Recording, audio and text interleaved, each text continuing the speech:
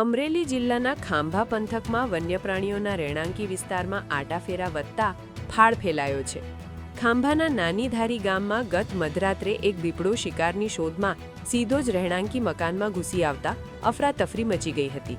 જોકે પરિવારની સમય સૂચકતાને કારણે મોટી હોનારત ટળી હતી.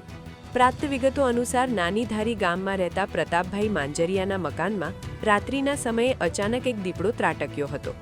ઘરના સભ્યો જાગી જતા સામે દીપડાને જોઈ ખફડી ઉઠ્યા હતા.